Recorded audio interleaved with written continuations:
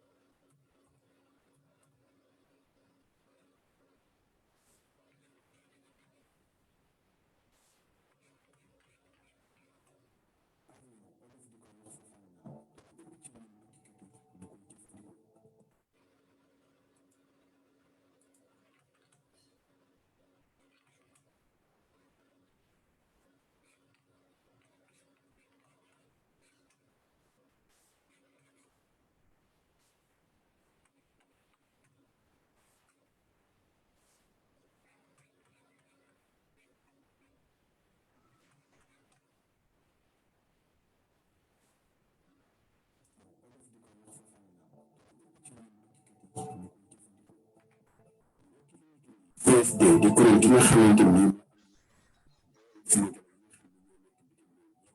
nga xam ni ñoo nekkoon Sénégal ak ñi nga xam ni sorry man la Rama ma ne Ablaye ne il faut nga dugg parce que heure bi 19 heures doon def CNT quoi allo tey bari lu ñuy laaj looloo tax CFD daal di jël misaal ci li nga xam ni moom mooy avion ñu koy wax fasal naaw ku ne xamal ni dafa bari lu aju ci moom ngir ñu mën a tekki moo tax jaaraaw yi CFD di woo Sénégalais yëpp yi nga xam ne ñoo nekk bitim réew ak ñi nga xam ne ñoo nekkoon bitim réew ak ñi nga xam ne ñu ngi dem ak ñoom kenn ku ne indi ci sa xam-xam ak sa xel ak sa xalaat ngir ñu mën a taxawal avion boobu nga xam ne Sénégalais yëpp dañ ci mën a dugg jara fa nga xamante ni moom moo leen di jëriñ ba avion bi taxawee nag ñu daal di defar yi nga xam ne ñoo liggéey bi nga xam ni moo tax mu tekki ngir yóbbaale Sénégalais yi nga xam ne ñoo nekk ci diaspora bi dagg kenn des ginnaaw ñëpp lañ bëgg a dugal ci biir ngir ñu mën a jëm foo xam ni dina lu jëriñ te boo foofa naaw mooy li nga xam ni mooy yóbbu mooy tukkikat yi ak di leen indi kon jaa ci wàllu message dafay am solo lool lu tax ndax ñun bëri ngir ñu mën a taxawal fafal naaw gi nga xamante ni moom mooy CSD ngir naaw bi war fa nga xamante ni moom mooy fa muy jëriñ ñun ñëpp ndax boobu kuy la muy jëriñ yaay toogal sa bopp xalaatakul sa bopp taxawalal ko sa bopp ndax loo xam-xam na dem na dem lu gën nga xam boppam ñoom ñu jëlee ñoo xam suñu jafe-jafe ñu ngi raaxuraal suñu bopp moo tax suñu immigré yëpp ñor ñu mën a taxawal façon am gi ngir balaa yóbbu ci fa nga xamante ni suñu njëriñ rek lay doon ngir ñu mën a jëlee suñu bopp waaye jël Sénégal bi nga xamante ni foofu lañ jógee waa immigré yi ñoo xam suñu jafe-jafe ñoo ci mën a indi ay saafara ñoo ci mën a indi suñuy xalaat ak suñu gis-gis ak it suñu taxawaay moo tax ñun ñëpp nañu booloo ci CSD ngir yëkkatandoo doolandoo indi suñuy xel ak ci suñuy xalaat ngir lii di fafal naaw bi mën a dem yóbbu fa ñu bëgg askan wi la koy jëriñ moo koy xalaatal boppam taxawalal ko it boppam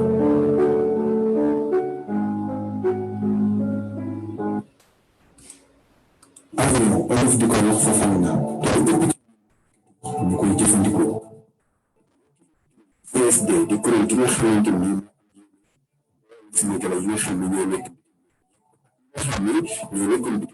Sénégal ak ñi nga xam ne Sénégalais yi nga xam ne dafay lu ci aju tey bari lu muy laaj looloo tax CSD daal faral ci lii nga xam ne moom mooy avion ñu koy wax fafal naaw ku ne xam ni dafa bari lu aju ci moom ngir ñu mën a tekki moo tax jaaraaw yi CSD di woo Sénégalais yëpp yi nga xam ne ñoo nekk bitim réew ak ñi nga xam ne ñoo nekkoon bitim réew ak ñi nga xam ne ñu ngi dem ak ñoom kenn ku ne indi ci sa xam-xam ak sa xel ak sa xalaat ngir daal dina taxawal avion boobu nga xam ne Sénégalais yëpp dañ ci mën a dugg jara fa nga xamante ni moom moo leen di jëriñ ba avion bi taxawee nag ñu daal di defar yi nga xam ne mooy micro bi nga xam ni moo tax ñu déqi ngir yóbbaale Sénégal yi nga xam ne ñoo nekk ci diaspora bi ba dara kenn des ginnaaw ñëpp am bu ñu dugal ci biir ngir ñu mën a jëm foo xam ni dina ñu jëriñ Touba Fafal naaw mooy li nga xam ni mooy yóbbu mooy tukkikat yi ak di leen indi kon jot ci moom message dafay am solo lool moo tax nga dem bépp nga ñëw ngir ñu mën a taxawal Fafal naaw bii nga xamante ni moom mooy CSD ngir ñoo ñu yóbbu fa nga xamante ni moom mooy fa ñuy jëriñ ñun ñëpp ndax dañ ko la lay jëriñ yaay toogal sa bopp xalaatal sa bopp taxawalal ko sa bopp ndax loo xam-xam la dem la gën nga xam boppam ñoom immigré ñoo xam suñu jafe-jafe ñu ngi rafetlu suñu bopp moo tax suñu jëlee immigré yëpp ngir ñu mën a taxawal Fafal naaw gi ngir mën a yóbbu ci fa nga xamante ni suñu njëriñ rek lay doon ngir ñu mën a jëriñ suñu bopp waaye jëriñ Sénégal bi nga xamante ni foofu lañ jóge ñoom immigré yi ñoo xam suñu jafe-jafe ñoo ci mën a indi ay saafara ñoo ci mën a indi suñuy xalaat ak suñu gis-gis ak it suñu taxawaay moo tax ñun ñëpp nañu booloo ci CSD ngir yëkkatandoo dooloo indi suñuy xel ak ci suñuy xalaat ngir lii di Fafal naaw bi mën a dénk yóbbu fa ñu bëgg askan wi la koy jëriñ moo koy xalaatal boppam taxawalal ko it boppam.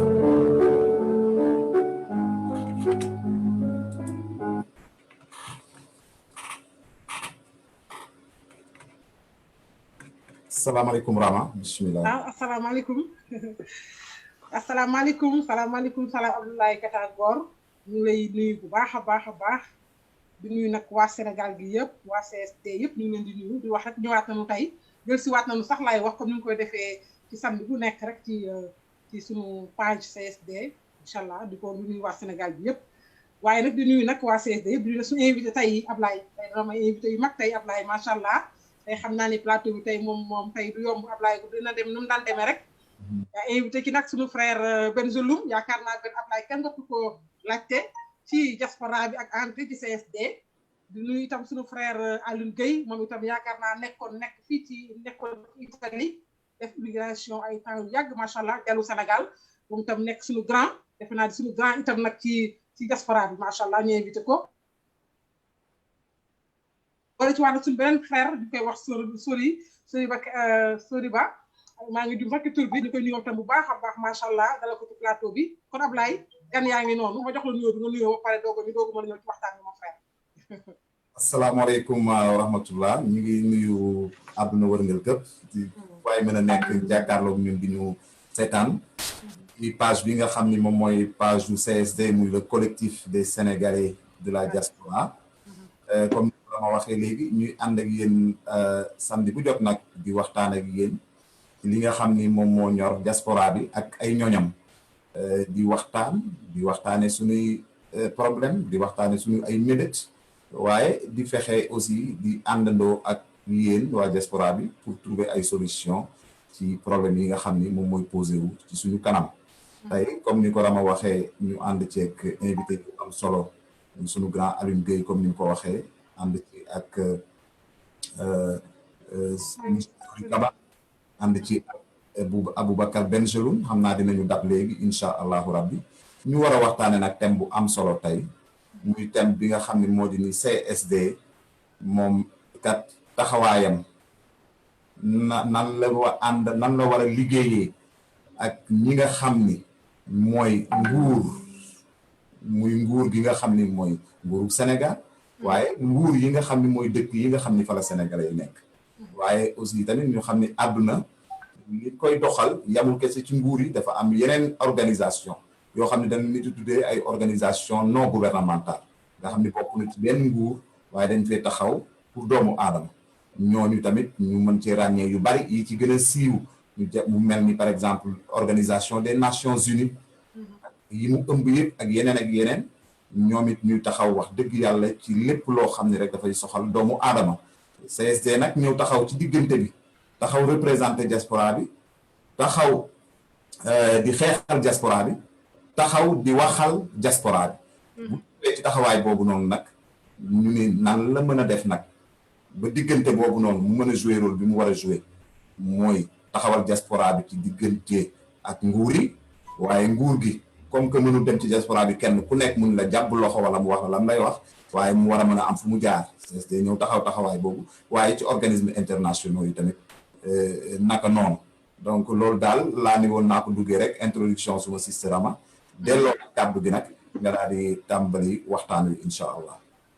waaw mon frère Ablaye jërëjëf dégg nañu leeral bi gën na leer nañ xam naa ni monsieur Ben daf ñuy fekk si rek moom lañ doon xaar mu ñëw ndax mu gën a yaatu mais dina doon dab xam naa ni mais kon ma ñëw rek ci suñu frère Alioune Gueye tonton Alioune Gueye ñu ngi koy nuyu bu baax pour ñu ko laaj waa Sénégal waaw di la jox nag question bi xam naa yow laa koy njëkk a jox nga doog ko dóor suñu frère Soli fi ñuy ñëw rek Ablaye mooy CSD toujours ci la ñuy ñëw sax ci la ñuy ñëw ci CSD mooy CSD ak gouvernement Sénégal CSD ak ONG yi CSD ak association yi loolu naka la ci gouvernement bi war a mën a taxawee ci biir CSD naka la CSD di taxawee ci ak gouvernement bi ci ak ONG yi ak vraiment ONU yooyu yëpp naka la ci CSD mën a naka la ci gouvernement mën a jàppale CSD kooku nag maa ngi koy jox suñu frère Alioune mu jox ma ci tuuti réponse mu doog a ñëw rek ci sama frère Sori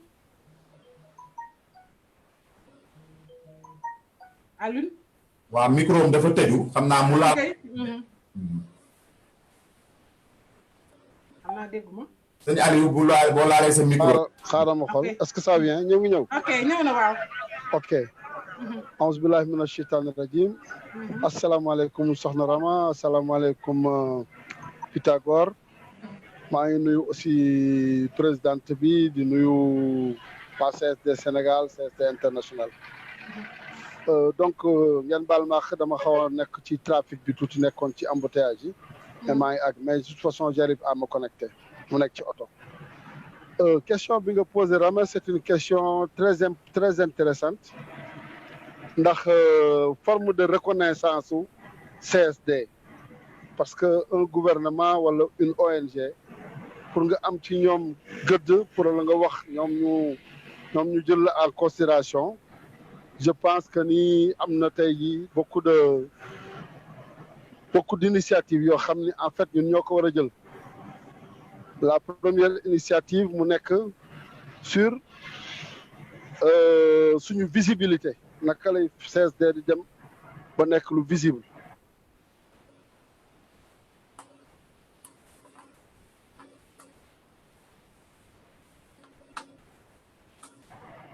allo. ñu ngi dégg. ñu ngi dégg bu baax yaa ngi may dégg. donc naka lay voilà naka lay CSD.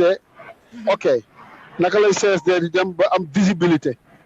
visibilité nag ay initiative ñoo la koy jox ay initiative yu concrète visibilité par rapport ñi nga xam dañ leen di représenter d'abord pour que ñoom ñu reconnaître ñu en tant que véritable leader yoo xam ne yi jël nañ seen question jël seen destin téye ko entre nos mains parce que tamit ñun ay immigré lañ ni ñoom wala ay immigré lañ woon ni ñoom donc on est imprégné de leurs problèmes. Visibilité par rapport au gouvernement parce qu'on doit être en mesure de faire des initiatives, par exemple des conférences, des débats, des interrogations ou bien des contributions yoo xam ne régulièrement dañ koy jox le gouvernement pour que mu reconnaître suñu validité des propositions, pour mu reconnaître suñu devoir de proposition, pour mu reconnaître aussi suñu forme de patriotisme boo xam ne ni ñu ngi koy développer par rapport à cette question. Visibilité auprès des ONG ñoom c'est des associations comme tout le monde suñu visibilité par rapport ak ñoom dépendra des accords de programme yi nga xam ne yi ñu ngi koy nouer ak ñoom. Quelles sont les initiatives yoo xam ne mën nañu ko def ak ñoom ba tamit ñoom ci biir collaboration boobu ñu gis suñu utilité ak suñu efficacité. Moi je crois que donc kooku mooy un peu ce qu'on doit faire dans un premier temps pour que ñu am cette forme de reconnaissance. Donc pour le moment je pense que je vais me limiter à cette réponse là en attendant que débat yi mën a dem ci micro Rama. allo. jërëjëf sëñ Aliou. yaakaar naa Ablaye. suñu frère Ben egsi na Ablaye yaakaar naa ni ndax si nanu question bi ma posé woon suñu tonton Aliou rek laa koy jox moom Ben. Ben ñu ngi lay nuyu bu baax suñu frère ak Ben egsi nga ci jàmm da nga xawoon a tardé. allo Ben. bal leen ma activé sama micro oui dama xaw a tardé maa ngi woon si yoon bi dama defoon réunion bi c'est 9h heure de Paris mais 8h la mais bon ngeen baal ma rek maa ngi nuyu ñëpp di sant ñëpp et puis di nuyu les amis yu bokk ak man plateau bi pour la discussion y a pas de problème vas-y. monsieur Ben ñu ngi lay fay di la wax question bi moom peut-être nañ ko posé sax ba les yeux Aliou Gueye commencé woon di tontu mais li ñuy wax rek mooy fi ñuy ñëw ci question bi rek mooy li di waral thème bi tey mooy CSD gouvernement bi ci gouvernement bi CSD ONG yi CSD ak gouvernement bi naka la war a mën gouvernement bi taxawee ci CSD ak CSD naka la mën a liggéey ak gouvernement Sénégal ak ci ONG yi. waaw kooku c'est une vaste question xam nga CSD bu bëggee liggéey ak gouvernement bi il faut gouvernement bi nangu liggéey ak moom. affaire bi ñaari loxo ñooy tàccu. La question mooy est-ce que tey ce gouvernement là a conscience que lu mu bëggoon def ci diaspora bi ba léegi amul interlocuteur parce que c'est ça qui est fondamental CSD loolu la bëgg indi teg ko sur le plateau ñun on a fait notre autocritique suñu autocritique mooy di politiser les mouvements de la diaspora il faut arrêter ça. La diaspora n'a pas pour objectif de remplacer l'opposition ni les partis d'opposition par rapport au gouvernement c'est pas notre rôle. Man mii di ko wax je faisais cette erreur-là et je pense que le collectif est bien parti pour éviter cette erreur-là à savoir dañu war a regrouper toute la diaspora quelle que soit seen opinion politique philosophique religieuse pour que ñu mun àndandoo pour porter suñu problème bi au niveau de l'État pour que mu mun ko jël en charge léegi la question mooy c'est l'État qui doit faire son autocritique parce que du gouvernement Senghor Abdou Diouf ba léegi kenn géré gul diaspora bi nu mu ko war a gérer parce que ñoom chaque fois suñ ko gérer dañ ko gérer d'un point de vue partisan politicien d'accord le dernier gouvernement bi muy celui de Macky Sall de 2012 à maintenant amugul interlocuteur au niveau de la diaspora bu ko amoon ñu gis ko la preuve je vous donne simplement une anecdote Aïssata Tall Sall qui arrive la nouvelle ministre des Sénégalais de l'extérieur et des Affaires étrangères bu mu ñëwee en France avant-hier lan la def dafa regrouper tous ces partisans de Oser l'avenir mu ne leen lan la ñuy def ci diaspora bi ça veut dire que ku ñëw rek da ngay réunir ses partisans PDS bu mu ñëwee dafa réunir ses partisans APR bu mu ñëwee dafa réunir ses partisans avant lui le PS réunissait ses partisans or diaspora bi faale wuñu partisans nit ñi diaspora bi seen bopp la ñu faale mooy maanaam tey soo ñëwee ne yow faale woo Pythagore et que ñun ñu teg Pythagore ci kanam mais ñun duñu la faale effectivement donc tey il faut que boo buggee discussion am ñun ak gouvernement bi nu ñu defee suñu autocritique ne il ne faut plus politiser les mouvements de la diaspora noonu la suñu dirigeants yi nekk ci état bi war a xam ne ils ne doivent plus être des partisans ils doivent être ouverts à la diaspora et ci débat bi dinaa dugg pour essayer expliquer man nu ma gisee cette notion d'ouverture jërëjëf Moussa Ben loolu moom yaakaar naa ni leer na gëm naa ni diaspora moom kenn dootu leen politique loolu moom defe naa ni CSD jëlee na ko fii muy lu am solo nag loolu ma lay posé nag moom laay jox sama frère Sori macha allah Kaba ñu ngi koy nuyu bu baax a baax di ko jéggalu nag ci yéex vraiment tontu bi mon frère ñu ngi lay nuyu bu baax a baax question bi ba jox Ben jox ko tontu lim rek moom laa lay jox lan nga gisee CSD ci gouvernement bi Sénégal ban taxawaay lañ ci war a taxaw. mën na ubbi micro mu laal micro. ubbi micro mon frère. Sori. ok. asalaamaaleykum soxna Rama Pythagore maa ngi leen di nuyu. ñu ngi lay nuyu bu baax. maa ngi leen di nuyu bu baax di leen jaajëfal. ci liggéey bu am solo bi ngeen di def. di julli di ñaan ci sunu borom mu barkeel ko. amiin. te lépp li ngeen ciy xaar mu réaliser ñu ko te mu doon ndamu ñëpp. amiin. di nuyu bu baax grand Aliou Gueye di ko remercier au passage et di partager également certaines des idées ñi mu émettre tout à l'heure jëmee ko ci approche bi nga xam ne moom la collectif bi war a développer à l'endroit des autorités publiques. di nuyu également grand Benjeloum au passage di ko rendre également un hommage pour le militant qu'il est, celui qui se défend toujours être aux côtés des diasporas de manière générale de porter ses préoccupations, de porter leurs revendications au plus haut niveau.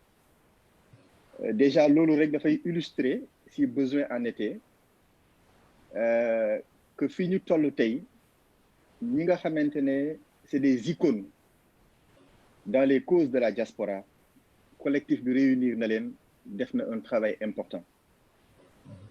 Man nangul ko effectivement que ni l'État n'a pas réussi depuis les indépendances à organiser comme il se doit la diaspora sénégalaise. On a pu constater dans le passé qu'il y a eu le Conseil supérieur des Sénégalais de l'extérieur, autant sous Diouf que sous le président Wade. Sous le président Macky Sall, ce haut conseil ou ce conseil est devenu haut conseil et il figure dans l'arsenal architectural du gouvernement. À chaque fois que nous avons un décret de répartition des services de l'État, le haut conseil a fait déluci, mais on n'a pas réussi à donner un contenu. Ce qui fait que donc le vide est encore là. Mais là où je ne suis pas d'accord, c'est que diaspora a également identifié son interlocuteur. Parce que l'interlocuteur de la diaspora, ce n'est pas les partis politiques. Parti politique, leader de parti, militant de l'État. Mais moi, qui suis directeur général des Sénégalais de l'extérieur, nous à Paris, nous en Espagne, nous en Italie, une fois, mais je n'ai pas réuni les militants de la paix, même si je suis de la paix. Il y a une nuance à apporter. Ce que je veux dire exactement, et je rejoins Alioune Gueye ci li mu wax, bu fekkente ne dañuy déparer ci collectif bi, de ce qu'il constitue, des revendications qu'il porte, des préoccupations yi mu identifier di ci wut ay solutions yu durables. D'abord, notoriété am daf ko war a bâtir, daf ko war a construire. Et pour bâtir une notoriété, pour construire une image, il faudrait que d'abord ñi nga xamante ne ñoo la mandaté nga mën a retrouver wu ñoom ñu mën a retrouver wu à travers toi. Loolu lu am importance la. Aujourd'hui man, en étant aux côtés du collectif, ma mission, mon rôle, si vous le souhaitez, serait de créer des ponts avec d'autres structures de la diaspora qui existent. Pour que nous sommes dans une perspective boo xam ne diaspora bi yëpp muy collectif, muy Fonds Gab Invest, muy Fédération des Sénégalais de l'extérieur, ñoom ñëpp ñu mën leen retrouver au sein d'une seule et unique structure. Ce fait qu'un man mën naa jouer un rôle de facilitateur à ce niveau-là, et pour l'instant je parle du collectif, ça peut être un bon départ pour légitimer une structuration, une organisation de la diaspora. Parce que sous boba, l'État sera obligé de travailler avec cette structure qui fédère tout le monde. Parce que l'État avait du mal à le faire. Maintenant, du côté de l'État, li wóor mooy aujourd'hui, ministère des Affaires étrangères et des Sénégalais de l'extérieur moo fa am. Au sein de ce ministère-là, il y a plusieurs structures qui s'occupent de la diaspora. Aujourd'hui, bonne relation le collectif bi am avec ce ministère-là. Et je pose une question. Vous faites il y a un courrier qui a été envoyé au ministère informant le ministère de l'existence du collectif. Vous faites que c'est quelque chose de positif. Ça, c'est un point. Maintenant, leneen li ci yokk mu nekk loo xamante ne man jàpp naa ni dafay rejoindre li Alioune Gueye wax, mooy l'activité, l'initiative sur le terrain. Damay proposer su boobaa que le collectif defar son plan d'action. Mu envoyer que le gouvernement. Et à chaque fois bu ñuy envoyer le ministère des Affaires étrangères, nañ ci defal copie. Nañ ci defal copie le président de la République, nañ ci defal copie le ministère de l'Intérieur. Pourquoi ñoom? Parce que tey le ministère étranger et des Sénégalais de l'extérieur amul lenn lu mën a def au sein de la diaspora, au sein de la diplomatie, su fekkee amul avalu président de la République. Mais de l'autre côté, ces jeunes qui partent aujourd'hui, mu war a nekk loo xam ne ñi dañ ko war a bàyyi xel, ils sont gérés par le ministère de l'Intérieur. C'est pour dire que les questions de migration tey dafa écartelé entre plusieurs entités au Sénégal. Donc collectif bi dafay fexe ba entité yooyu yëpp mu def leen interlocuteur. Comme ça, à l'arrivée, moom dina mën a andi des préconisations par rapport aux difficultés auxquelles le collectif fait face. Et je parle en connaissance de cause parce que mon rêve et de tout le temps a été de voir peut-être les questions de migration au sein d'un seul ministère au Sénégal. Migration interne, migration, toutes les questions qui touchent et qui sont développées par ces acteurs-là, on peut retrouver ce bout d'affaires dialogue, la communication à point de dans un premier temps peut-être buñ ko émettre point de am luñ ci yok am luñ ci wañi mën nañ dem terme en tant qu'interlocuteur auprès de l'État et auprès de ses démembrements.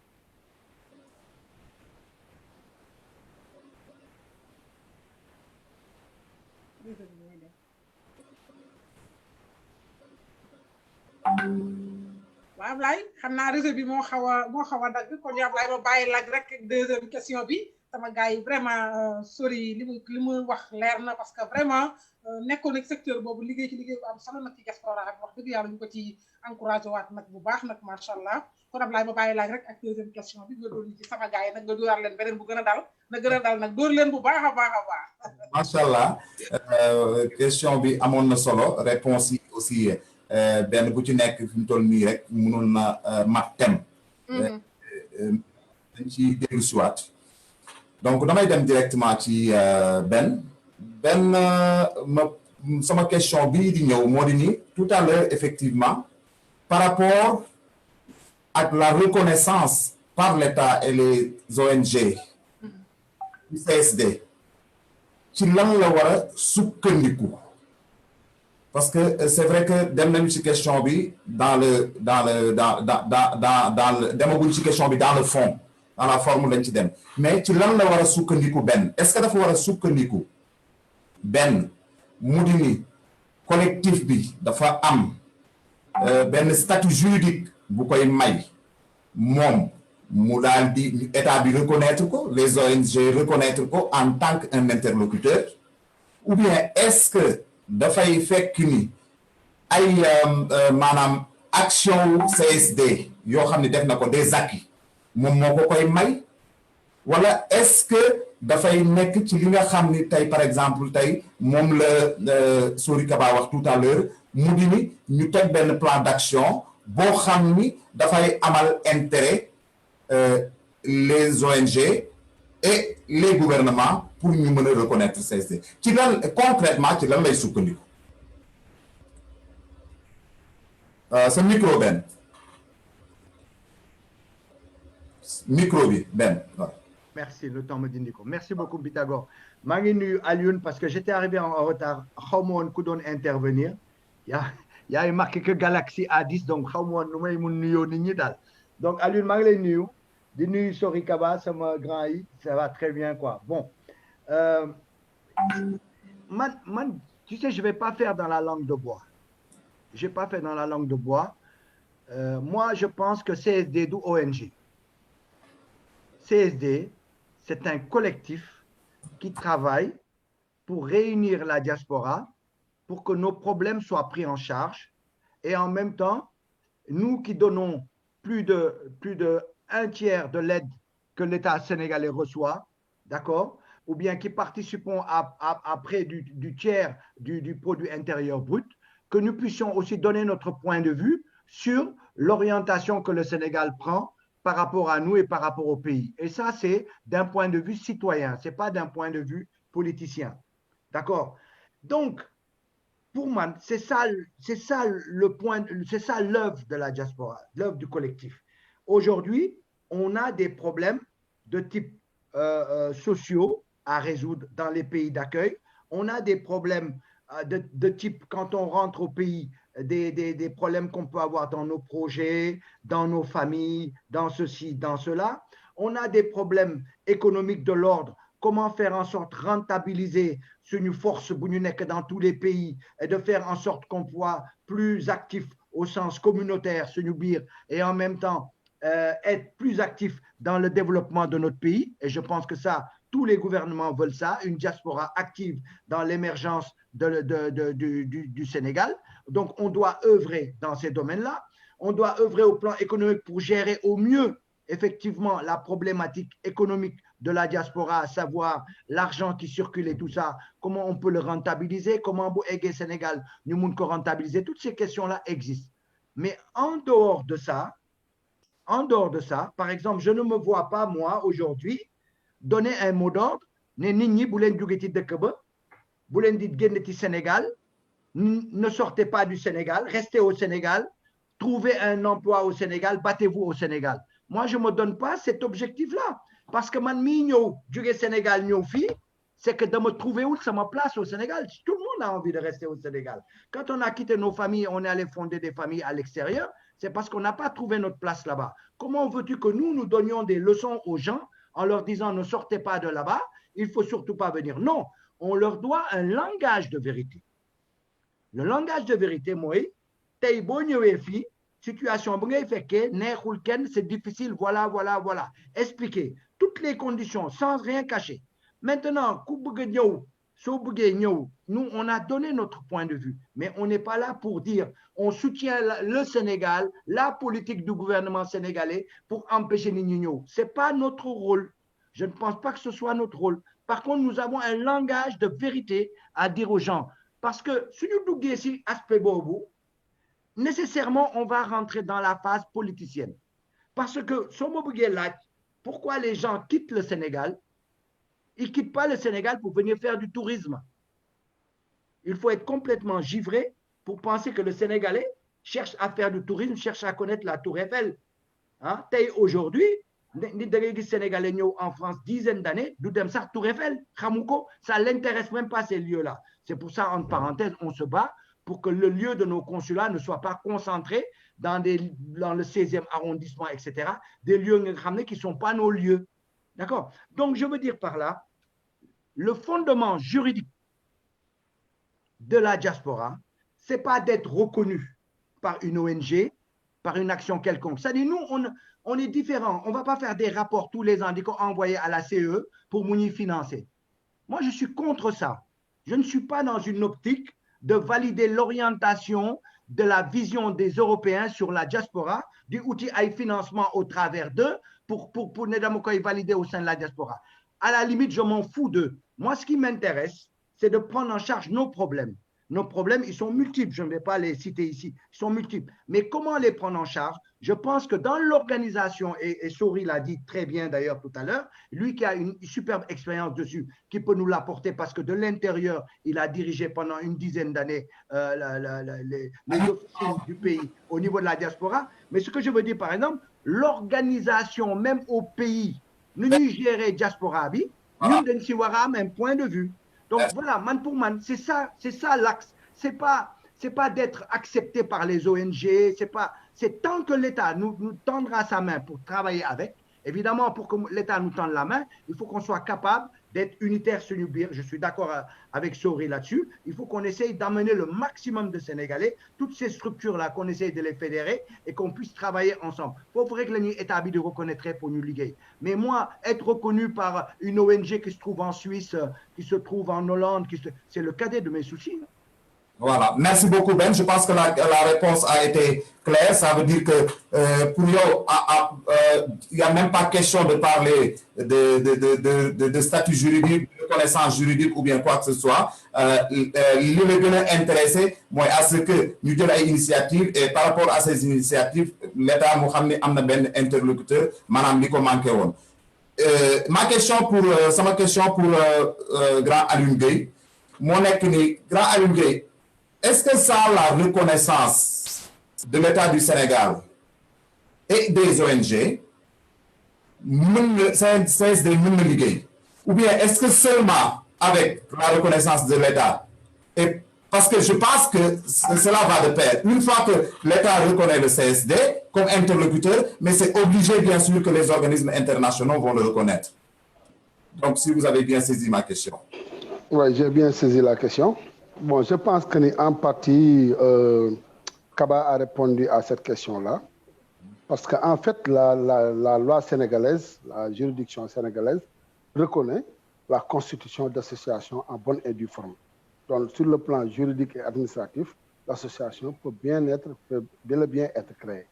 Mais man, fi ma accès à mon intervention, moi que la reconnaissance juridique, est-ce que tu comprends, c'est un fait, mais la reconnaissance, disons, factive, moi permettre de reconnaître les hauts en tant qu'interlocuteur sur des questions bien précises, ça dépend de nous, ça dépend de notre capacité à mettre sur pied des initiatives, ça dépend de notre réactivité par rapport à des questions cruciales, ça dépend de notre représentativité par rapport aux gens qu'on prétend représenter. Bon, moi donc, par rapport à ça, j'aurais bien amené une expérience, on l'avait vécu en Italie dans les années 90. Nous, en 1989, fin 89, donc fin 88-89, en Italie, il y a eu un phénomène extraordinaire. Moi, un travailleur sud-africain a été tué dans les champs de récolte de la tomate. Au vu de cet événement-là, nous, auparavant, on avait quand même cherché à mettre sur pied des associations sénégalaises qui n'existaient pas. Et en 6 mois, on avait mis sur pied 42 associations sénégalaises et par la suite, on avait créé la coordination des associations sénégalaises. Donc, suite au décès de ce jeune sud-africain, la première manifestation antiraciste qui a été organisée en Italie date du 7 octobre 1989, où 1200 associations laïques, associations italiennes, associations d'immigrés avaient donné leur participation et promis la manifestation ensemble aux syndicats et même aux partis. Parce que c'était la première fois qu'un acte de racisme aussi violent s'est manifesté en Italie dans un pays qui était un pays d'émigration et non un pays d'immigration. Donc c'est suite à cette participation, à cette grande manifestation, où seule la communauté sénégalaise a eu le droit de parole ce jour-là, durant la manifestation, en tant qu'association d'immigrés, c'est là où on a commencé quand même à bâtir, si tu veux, notre légitimité. Que la légitimité, ce n'est pas une question seulement de droit. La légitimité, c'est une question aussi de réactivité, c'est une question de capacité, de compétence à répondre aux questions concrètes que les hommes et les femmes qui sont représentés, nous ont exprimé.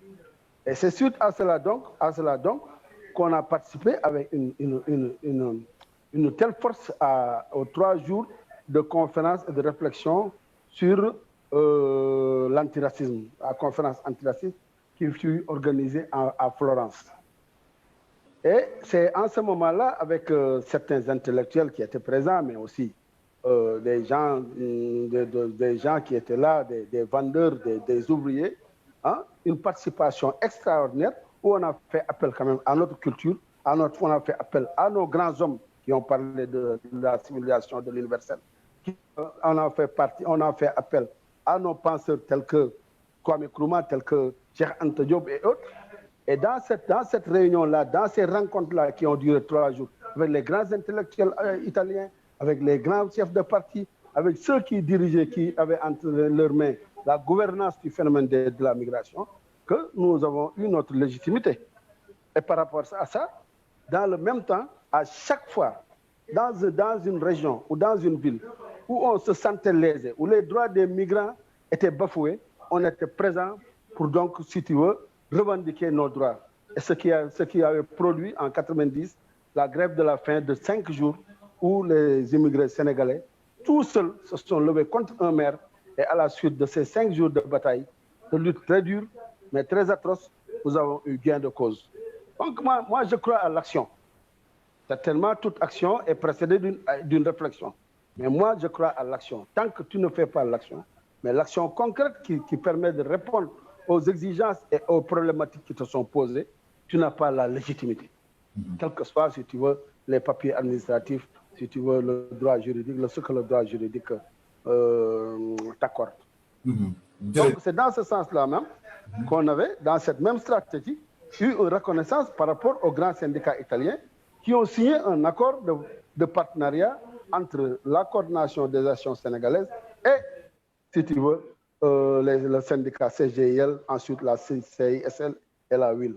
Et c'est dans cette même lancée que les ONG sont venus à notre encontre pour dire que nous avons vu vos activités sur l'immigration, nous voulons donc donner notre contribution, mais pas une contribution purement financière, mais c'était plutôt d'unir les forces pour là où besoin se fait sentir, nous puissions agir et accorder nos positions par rapport à des questions précises. Moi, je crois que c'est dans ce sens-là qu'il faut œuvrer, et aujourd'hui, c'est à ça que nous appellent les immigrés. Que moi, je ne crois pas que les immigrés se sentiront représentés tout simplement parce qu'ils savent qu'il y a le collectif des Sénégalais de la diaspora. Tout comme ils savent qu'il y a la FSD, tout comme ils savent qu'il y a la Congat, et il y a tant d'autres initiatives qui sont en train de naître. Donc, notre force devrait être, comme je rejoins là M. Kaba, que je salue au passage, et M. Bendjelloul, pour dire comment faire en sorte, même si le dialogue entre quelques structures nationales ou internationales a été rompu, il faudrait que le jour suivant, qu'on puisse reprendre le dialogue. Moi, c'est ce que j'ai appris dans ma grande expérience syndicale qui a duré une quinzaine d'années en Italie, et où le secrétaire général disait qu'à chaque fois qu'il y a une rupture entre les syndicats, il se disait prêt le jour suivant à reprendre le fil du dialogue. Parce que c'est seulement dans l'unité et dans cette force unitaire-là qu'on pourra faire valoir effectivement nos droits et qu'on pourra faire valoir nos positions. Machallah, bu ma dégloo sa réponse machallah leer na nañ, ça veut dire que jarul sax di daw ci ginnaaw benn reconnaissance administrative comme ni nga ko waxee. Li nga xam ne moom moo fi nekk mooy nekk ci terrain bi. Boo nekkee ci terrain bi li ngay liggéey ci terrain bi nit ñi di ko gis di ci yëg seen bopp. Loolu moom mooy waral ba nga xam ni fépp foo xamee ni jóganti nañ ci diaspora bi danañ la wëri ji foo mënti nekk boole la ci par force. Absolument. Loolu leer na daf may yóbbu rek ma dem ci monsieur Kaba. Donc monsieur Kaba, d'abord li muy njëkk a def mooy répondre am na question boo posé bu am solo tout à l'heure nga ni si côté administratif ndax CSD jël na ab bataaxal jébbal ko ki nga xam ni moom mooy jëwriñ bi nga xam ni moom moo yore doomi Sénégal yi nga xam ni ñoom ñooy dund bitim réew yëgal leen ni kat am na mbooloo mu ñu taxawal moo xam ni dañoo bëgg mu dajale bépp doomu Sénégal ak foo mënti nekk ci bitim réew. ma lay xamal ni loolu waaw CSD mi ngi ci yoon wi mën naa ni sax def na ko indirectement ndax yàggul dara daje nañoo ak jëwriñ ji nga xam ne moom mooy le directeur des Sénégalais de l'extérieur à Paris jébbal ko sunu ay kayit jébbal ko sunu objectif wax ak moom mu rafetlu ko moom ak consul bi nga xam ne ñoo nekk Paris rafetlu ko ubbil ñu ay buntam xamal ñu ni kat wax dëgg yàlla ñoom lu mel nii bëgg nañu ko yàggoon nañ di ko xaar te sawar nañu pour ànd ak ñun ci liggéey boobu ma jàpp ni comme que moom mooy directeur des Sénégalais de l'extérieur bu jotee lu ni mel dana ko jottali ay kilifaam ba nga xam ni dañ ci jot même bu fekkee ni officiellement lettre boobu demagul ndax ñi ngi doon xaar lépp li mu war a àndal mu ànd ak moom mais officieusement yëg nañ ni am na yëg googu noonu nag bu amee foofu laay ñëwee ci suma question parce que maanaam su ma déggee wax ji yëpp question de représentativité aussi day taxaw mais bu question de représentativité taxawee CSD mi ngi présent tey ci 34 pays dans le monde bu fekkee ni état dañoo reconnaître que ni état boobu ba léegi dafa am problème mu interlocuteur du ma dellu soit ci historique gu CSD mi nga xam ni mi ngi fàqee ci CRC muy collectif pour le rapatriement des corps des Sénégalais décédés du Covid mu nekk benn acquis boo xam ni moom la gars yi bëggoon a consolider ni continuer leen ko ndax kat lii dafa jafe woon ba mu jur CSD donc ça veut dire que am na quelque chose qui a été fait li ci des mooy représentativité am na donc état bu soxla un interlocuteur mu gis des Sénégalais yu dajaloo li nga xam ne moom la bëggoon ci interlocuteur ñu taxawee noonu est-ce que aussi du yoon état moom au lieu que muy xaar mais mu dawal gaaw ay ndawam ni leen dem leen ngeen daje ak ñii kat ndax li leen doon wër ñu jàppale leen ci ba ñu gën koo taxawal ba mu gën a dëgër ndax loolu tamit loo xalaat ci loolu noonu monsieur Kaba. Pythagore loolu lu mën a nekk la te c'est mooy démarche bi nga xam ne à chaque fois mooy liy am parce que comme ni nga ko waxee su fekkente ne ndawal gouvernement bi jot na seen këyit ça veut dire que déjà yëg nañu information que yéen a ngi taxaw existé ngeen au moins loolu lu nekk la mais li nga xamante ne également dañ ko war a bàyyi xel moo di que yeneen structure yu mel ni CSD taxaw nañu def la même chose que yéen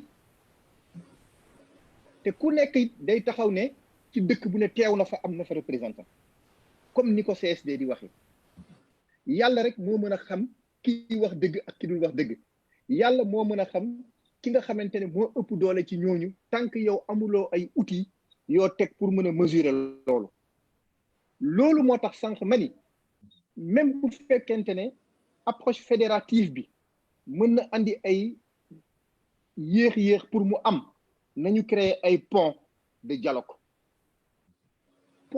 yooyu entre CSD ak yeneen kuréel yi am su ko état yëgee dafay gën a yombal communication bi à l'endroit de la diaspora parce que danañu xam ni la diaspora nekk na à un niveau de transcendance des difficultés yi nga xamante ne moo leen doon diviser te division yooyu li ci ëpp c'est de source politicienne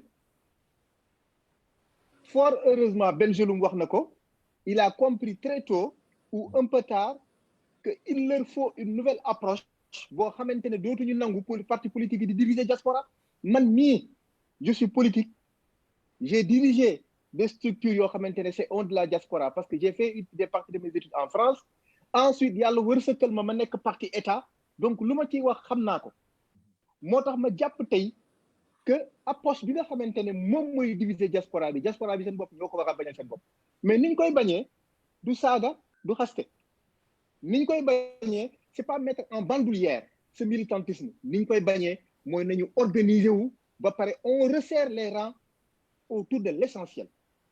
Maintenant, l'essentiel pour la diaspora, c'est quoi? Comme disent les philosophes, l'essentiel, c'est sans quoi nous n'existerons plus.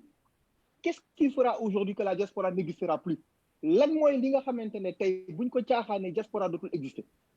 À supposer qu'il y ait une guerre en France, à supposer qu'il y ait une guerre aux États-Unis, à supposer que tous ces pays s'enflamment. Mais où est-ce qu'on parlera de diaspora? Toutes les diasporas, ku ci nekk da ngay ñibbi sa kër. Su boobaa, il y aura personne qui vivra à l'étranger. Ça veut dire quoi? Et là également, danaa xaw a nuancer les propos de Bengelloune, la diaspora doit être présente sur les questions d'intérêt national et international. Ça, c'est pas politique, mais c'est un positionnement. Foofu ngay mën a amalee njariñ sa communauté, foofu ngay mën a amalee njariñ dëkk ba nga dëkk, foofu ngay mën a amalee njariñ dëkk ba nga jóge te terewul yaa ngi nekk ci si li nga nekk te jëloo carte benn parti politique. La vérité, si l'Union africaine dem ba xalaat que la diaspora africaine à travers le monde est une source d'investissement des infrastructures africaines, ça veut dire quoi? Ça veut dire qu'ils cherchent un moyen de mobiliser la diaspora pour l'investissement structurant en Afrique. Est-ce que le pays bu ne waroo mën a développer une telle approche? Oui, l'investissement productif dañ ko war a xalaat au sein de la diaspora naka lañ ci apporter notre contribution. Loolu moo tax man ma souteniroon à 1000% le fonds de garantie de la diaspora, le fonds GAD Invest, que des Sénégalais vivant aux États-Unis ont créé. Yow Pythagore, yow Sori Kaba, yow Rama, boo jëndee benn part d'action à $50 ou à 50 €, tu es membre du fonds GAD. Ñu mettre en place un dispositif de gouvernance transparent. Ñëpp mën cee gis seen bopp. Parce qu'à ce niveau-là aussi, il y a problème. Au même moment où l'on pointe du doigt les États, au même moment, au sein des diasporas et de leurs structures, il y a des problèmes. Il y a des présidents d'associations yoo xamante ne au sein de la diaspora, mais mon cher, bañ fay nekk boobu ñu nag yow nekkuñu sax ñun diaspora. Dañoo créer structure yi toog ci kenn du ko laal. Parce que ils ont pu trouver quelque part où ils peuvent lever de l'argent. Di régler seen problème interne, di régler problème u jàmbur yi te duñ fa bëgg a jógee. Ça veut dire que donc problème de gouvernance au même titre que nos États dafay am également au sein de nos diasporas. Loolu aussi c'est un à relever. Autrement dit, et c'est là où je vais conclure, parce que j'avais dit à Rama que j'ai une contrainte réelle, parce que là je sors d'une réunion pour mën a intervenir on m'attend. Xam naa ne il faut que ma demaat ngeen may ma rek ma conclure foofu. dama lay ñaan yaa dafa am kenn question bu am solo parce que da nga nekkoon ci place boo xam ni bu kawe léegi nga am loo laal nga ni par exemple si jamais par exemple disons que ni ñaanuñu ko yàlla mu amoon guerre France wala mu amoon guerre Amérique wala feneen ak feneen bala su boobaa dootuñu wax waxu diaspora waaye ñëpp ñibbi si la ñuy wax mais loolu ma koy boole le question wu recensement question recensement dafay indi sur la table parce que gis nañ le président de la République lancé ko ci jamono yi ñu génn mais est-ce que recensement mën na am recensement man li ma jàpp mooy mënula am sans les associations sans lu mel ni collectif bi di def mënul nekk réalité bi loolu la donc est-ce que loolu warul gën a pousser en fait l'État à ce que mu dugal loxoom sur la si li nga xam ni moom mooy organiser aussi la diaspora sans pour ça mu nekk question de politique mais pour des questions de yoo xam ni de priorité parce que jàpp naa ni base bi mooy le recensement des Sénégalais ñu xam tey Sénégalais yi fan la ñu nekk ak fan ak nan la ñu toll question boobu noonu lan nga ma ci mën a wax ak lan moo ci taxawaayu lu mel ni collectif bi. Je suis d'accord avec toi du ma ci wax lu dul je suis d'accord avec toi mënuñu tey développer benn politique à l'endroit des diasporas su fekkente ne xamuñu statistiquement combien ils sont xamuñu ñaata diplômés ñoo fa nekk. Quels sont les types de diplômes qu'ils ont? Quels sont le nombre d'enfants nés à l'étranger? Quelles sont les femmes? Quelles sont les personnes du troisième âge?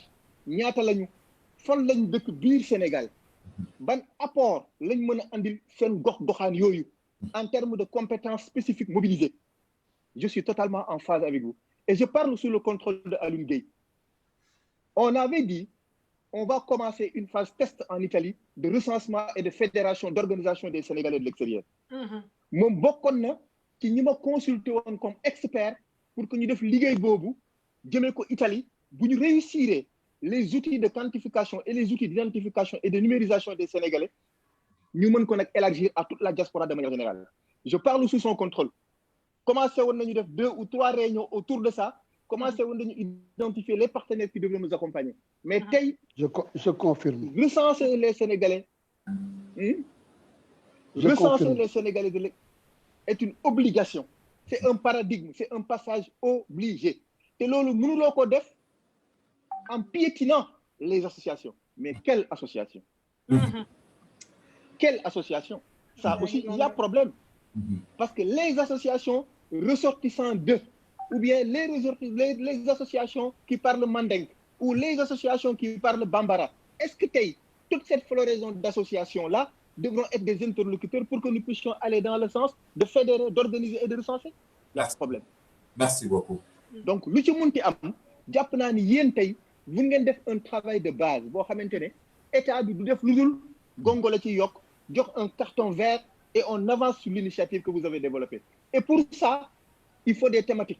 Pour ça, il faut des experts qui sont au sein du collectif, qui se montrent systématiquement, que l'on puisse rapidement partir de la petite expérience que nous avions sur la partie recensement sénégalais de l'extérieur.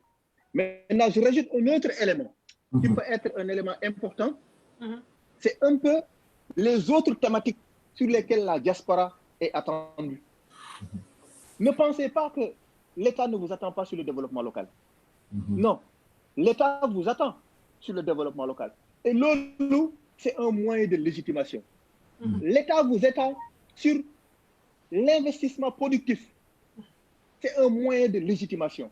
L'État vous attend sur le renforcement des capacités du gouvernant. Ça également, c'est un moyen de légitimation. L'État vous attend sur les nouvelles approches de gouvernance. Pour nous, il faut que FMI ou Banque mondiale nous renforcent les capacités des agents du ministère de l'économie et des finances. Mais sur toutes ces questions-là, pour que nous puissions apporter notre contribution, il faut que nous ayons un dialogue serein, un dialogue objectif avec nos États. Vous faites qu'on est dans une logique conflictuelle. On se regarde en chien de faïence. À la limite, on compromet l'ambition que nous portons. Et l'ambition que nous portons a pour résultat de faire émerger notre pays. Et pour faire émerger notre pays, les compétences au sein de la diaspora, on en a besoin. Et toutes les compétences, sans exception. Et je termine en disant, qu'attendons-nous pour créer un système de transfert d'argent qui appartient à la diaspora? Nous, on utilise le même système de transfert d'argent. Il y a des initiatives qui sont déjà développées. Mais est-ce que les diasporas utilisent ces mêmes initiatives-là? On en connaît, il y en a certaines qui sont développées aux États-Unis, il y en a d'autres qui sont développées en France. Mais est-ce que les diasporas utilisent le système de transfert? Dañuy jàpp ne Pythagore moo ko créé soo moytuwul su ma àndee ak Pythagore ci système bi il va s'enrichir il sera milliardaire te man du ma am dara loolu aussi il faut ñu koy bàyyi xel donc loolu yëpp c'est des éléments sur lesquels tey ñun on doit faire justice sur nous-mêmes l'État n'est pas parfait l'État a fait beaucoup d'erreurs dans ses différentes approches et je suis bien placé pour le reconnaître mais est-ce que tey en dénonçant ces erreurs en pointant du doigt uniquement et exclusivement en faisant que ça la mission du collectif est-ce que vous pensez que l'État va vous écouter? Non. C'est en alternant les deux en même temps. S'il y a problème, on pose le problème sereinement, nous dépassons quoi, mais on apporte une solution et on dit à l'État, nous sommes là pour. Lolo, ça n'a rien à voir avec les partis politiques. Sous nous sommes qui partis politiques. Ce qui nous intéresse, c'est l'émergence du Sénégal. Et pour Boba, on aura besoin de l'Union européenne. On aura besoin de la Banque mondiale. On aura besoin du FMI. Parce que Khalis, ça ne veut pas dire qu'il ne faut pas qu'on sollicite des financements. Oui, il faut qu'on monte des projets de développement pour le pays. C'est une manière aussi de montrer qu'il y a de la compétence au sein du collectif. C'est une manière de montrer qu'il y a de la compétence au sein de la diaspora. C'est Khalis Bobu nous solliciter, mais attends, le fonds fiduciaire que l'Union européenne a créé, mais ce fonds fiduciaire-là, au moment où, pour barricader leurs frontières, ils dépensent plus que le fonds fiduciaire. Ça prouve que l'argent qu'ils dépensent, quelque part, vous, ce que vous gagnez, une étude en Italie avait révélé que Sénégalais n'est qu'Italie. 80%, non, autant pour moi, 60% de ce qu'ils gagnent reste en Italie. 40% ils m'ont yépp au Sénégal. 40% ils le divisent en deux. 20% c'est pour la famille, 20% ils le mettent dans un compte bancaire, dans une banque. Mais 60% yoyo, l'Union européenne, parce que les États européens cotisent. Vous cotisez. Quand on a sollicité un financement pour réaliser un projet dans notre pays de départ ou dans notre pays d'accueil, parce que nos enfants qui sont nés à l'étranger, ils ont un projet qui les encadre pour nous faire faté sen rew. Ba paré investir ci suñu rew pour ñi fa nek tay né dañuy ñëw mu am lu leen denk ba duñu jël bateau yi wala ñuy jël géej gi di ray sen bop parce que mëno leen téye ala kuli alim bu dé tégo sen loxo lu wóor wala lu leer. C'est là où on attend également la diaspora. Au-delà de l'information et de la sensibilisation, au-delà de la persuasion, si Pythagore porte un projet de retour, mu ñëw investir dans son village ou sa ville natale. Wa koñam gis ko muy ray bopam ci ben taatu garab. Mais attends, ils vont dire mais Pythagore bi mu ngi bëgg ñibisi. Kon man luma fay wuti.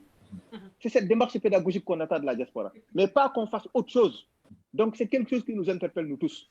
Je suis obligé d'interrompre, mais je reste à votre disposition si nécessaire pour qu'on revienne sur ces questions-là par ailleurs.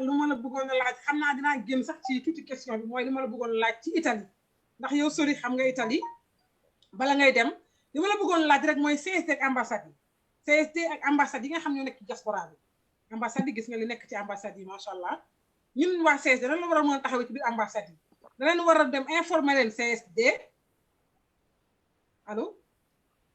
oui je te reçois. yaa ngi may dégg ok loolu laa bëggoon laaj quoi CSD fii ci diaspora bi ak ambassade yi parce que ambassade yi boo xoolee Italie yow defe naa ne xam nga Italie bu baax a baax sori gis nga li fi xew gis nga li fi nekk su souvent retraité yi nga xam ne ñoo fi nekk di fi liggéey ba retraité fii yàgg fii nekk ci situation yi doy waar.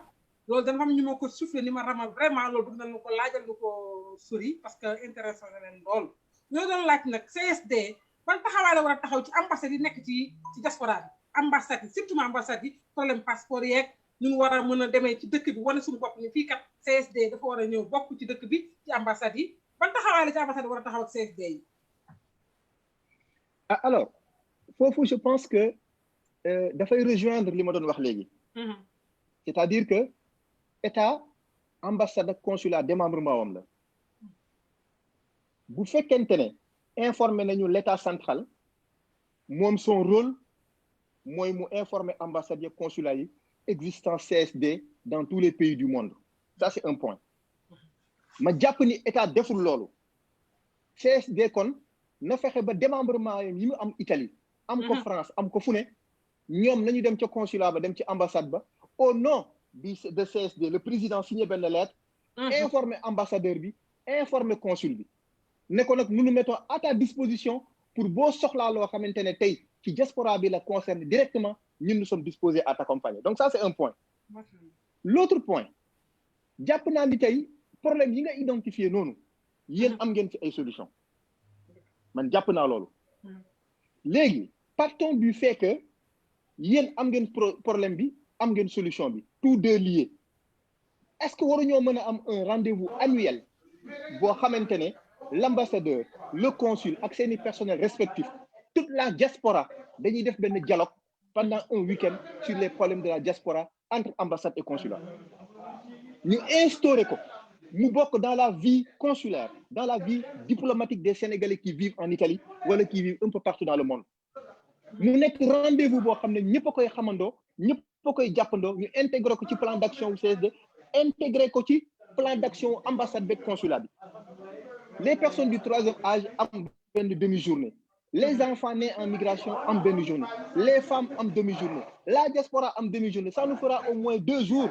de dialogue avec le consul et l'ambassadeur consul bi ne man lii laa mën sama limite fii la toll ambassade lii laa mën lii la sama limite toll ñun diaspora lii lañ war a def fii la suñu limite toll ñu wuti nag ku ñu jàppale pour que limite yooyu ñu mën ko affranchir loolu mooy dialogue man dama jàpp ni logique conflictuelle bi du ñu yóbbu fenn et que aujourd'hui des efforts qui sont faits parce que bu fekkente ne tey diaspora sénégalaise bi moom am na privilège wu ñu koy defaral carte d'identité ak passeport am à l'étranger au moment où d'autres pays ñoom dañuy delluwaat seen dëkk pour mën a defar seen carte d'identité ak seen passeport ñun dañoo war a fexe ba privilège boobu avantage boobu ñu appuyé wu ci pour gën a améliorer li nga xamante ne tey moom mooy liggéey bi jëm ci diaspora c'est loin d'être parfait mais moo tax ma ne effort nag bu amee dañ koy soutenir pour mu gën a ful pour ñu am leneen ak leneen ak leneen luñ ci yokk et comme disait Tocqueville tout ce qui est considéré comme un acquis n'est jamais remis en cause léegi mu nekk des éléments d'acquis ñu koy yokk di ko yokk ba mu nekk des acquis et des acquis et des acquis et d'autres acquis encore jàpp naa ni deman ci sama xel bu gàtt dialogue boobu la ñu war a instaurer mu nekk un dialogue loyal sincère boo xamante ne ku nekk ci ñun di nga ci gis sa bopp et à chaque fois les problèmes sont posés et puis avant année bi di dellu soit dañ ko mën évaluer pour ku ci nekk ci ñun ñu xool la nga apporter ci contribution pour que problème boobu mën fi jóge. oui DG jërëjëf vraiment. oui Rama man bëggoon naa intervenir ci question boobu ah. ok. alors voilà. excusez-moi Pythagore mais sur cette question là bëggoon naa intervenir. ok parce que en fait oui Kaba ambassadeur Kaba sur quelques argumentations il a raison mais il faut reconnaître que sur le cas de l'Italie pour que ñu régler la question des pensions ça se règle en premier lieu au niveau d'une commission mixte te entre l'Italie et le Sénégal depuis 1994 il n'y a pas eu de commission mixte. Moi, personnellement, ce que j'ai vécu en 99, parce que je faisais partie de la task force bi nga xamee ni ñoom ñoo doon élaborer au sein du gouvernement la politique de programmation triennale des flux. ci biir politique de programmation triennale des flux il était conçu les accords bilatéraux yi nga xam ne yi ñooy permettre effectivement la détermination du nombre de personnes yi nga xam ne ñoo war a ñëw dans un pays déterminé. waaw maanaam jógee Sénégal ñëw wala jógee Maroc ñëw bi ñu ko defee man j'avais réussi en tant que Sénégalais bien sûr parce que toute participation est aussi partisane ñu fexe ba dugal Sénégal comme un pays test et que le Sénégal devait bénéficier de 3000 personnes par an le Sénégal le Maroc et la Tunisie lañ jëloon comme pays test et quand bi ñu dem ba 2000 il y a eu le changement donc quand j'ai interpellé le ministre du Travail Yero Dé mu informé Gadio le ministre des Affaires étrangères il y a eu conflit de compétences ku nekk ni lii man sama prérogative la et par ce conflit de compétences boobu la ñu fexe ba mujj ñu ñëw une délégation pour essayer de rencontrer le gouvernement italien pour que au moins ñu comment dirais ñu consolider cet accord bilatéral là. L'argumentation bi ñu joxe woon mooy que ni suñu signer l'accord là dañuy obligé aussi ñu signer aussi l'accord pour le rapatriement foofu moom c'était une erreur boo xam ni kenn mënu ko qualifier parce que excusez-moi j'ouvre la parenthèse on ne peut pas rapatrier une personne en Italie parce que la loi le dit clairement une personne ne peut être rapatriée que sur la décision d'un juge. Ce n'est pas la préfecture ou le commissariat ou quelqu'un d'autre qui un rapatriement. Et sur la base de la loi qui existe en Italie et jusqu'à présent moo fa existé, il faut avoir effectué un délit, un délit pénal pour que nous puissions le rapatrier. Mais il y a eu, je ne sais pas, une mauvaise interprétation de la loi, ce qui a fait que on a fait fi de la possibilité d'avoir 3000 personnes qui rentraient tous les ans, et Dieu sait que de 2000 jusqu'à 2020, on avait 20 ans à 3000 personnes, on avait 60 000 entrées régulières. Ça aussi, c'est vraiment une erreur sur le plan de la gestion même de l'immigration. Et ça aurait permis, si tu veux, la signature des accords de réciprocité sur les pensions. Là, je vais affronter parce que le rek benen débat là. Donc, je ne veux pas trop demander une incursion pour dire que l'importance de cette question, c'est ça. dafay confirmer c'est ça. joxe ni léegi dafay confirmer li ñu doon waxtaan sànq ba léegi. amuñu les personnes état bi amul les personnes qu'il faut pour mu am la bonne information bi koy permettre mu mën a jël les décisions yi nga xam ni moom la war a jël nga xam ni dina am jeexital ci askanam bi nga xam ne ñooy dund ci dëkk yooyu. tey par le simple fait que ils ont été mal informés par rapport aux lois italiennes concernant le rapatriement, ils n'ont pas signé, voulu en tout cas aller négocier un dossier boo xam ni tey des milliers de Sénégalais ñu ngi ci waroon. Absolument. di confirmer rek encore une fois li ñu doon wax sànq il faut que ñu jógee xam naa jox la parole à Khady bari na lu mu bëgg a wax incha allahu rabbi la Ben, vous avez la parole. Ce micro Ben, voilà. Merci beaucoup. Mais le problème, c'est qu'il y a tellement de choses, moi, je ne vois pas ça comme ça. Que bon, je prends des notes parce que je me suis dit, c'est pas parce que je ne vois pas ça comme ça que waouh, monsieur Khalad Dal. Oui. Quand Sori, notre grand frère Sori dit que le fonds GAD Invest, c'est vraiment une bonne chose pour la diaspora. Je ne suis quasiment pas d'accord. Mais c'est un business. C'est des Sénégalais qui se réunissent, qui proposent de faire un business agricole au Sénégal et qui disent aux Sénégalais, si vous avez envie de rentrer dans ce business-là, vous achetez une part du capital et ce qu'on construit, tout ce que nous avons, vous reviendrons sur place pour construire yen tamit sen partie. Yen ngeen dem yen kenn tout seul jënd sen terrain ne da ngeen koy bay, utilisons-nous toutes nos forces ensemble. Bu ñu demee foofu man lu ma jënd dinaa la mun abal sama machine qui abal la sa machine qui machin etc. et on produit. Mais pour que nga mun si am dara, il faut nga paye 25% du capital nga dugg. Tu vois ce que je veux dire? Il faut que tu payes un ticket d'entrée. Mais on s'en fout. Mais moi, je m'en contrefous. C'est un projet de Sénégalais qui ont envie de faire du business. Non, mais quoi projet sénégalais, il y a business là? Alors, Sori me dit que ça, c'est extraordinaire parce que c'est ça le ticket d'entrée. Mais il a tout faux. Mais il a tout faux. Non, mais Maylen ma xam naa nekk na lu may wax mais dama ci d'accord yow waxal ma wolof rek ndax gaay ak may saboti ci suuf waaw dinaa ko wax ci wolof mais ñi dañu xamul que man lébu laa mais lébu nga xam da nga leen koy xamal nag voilà léegi Sénégal il faut nga xam lébu nga waaw léegi lu ma bëgg a wax mooy que le Sénégalais qui vit en France mais problème am mooy est-ce que nit buy investir foofu jënd ay terre ne daf siy bay est-ce que ça nous regarde? Man, quand je suis Sénégal, en France, en 1994, je jël sama khalis, Pythagore, je jël sama khalis, l'équivalent de 250 000 francs français à l'époque.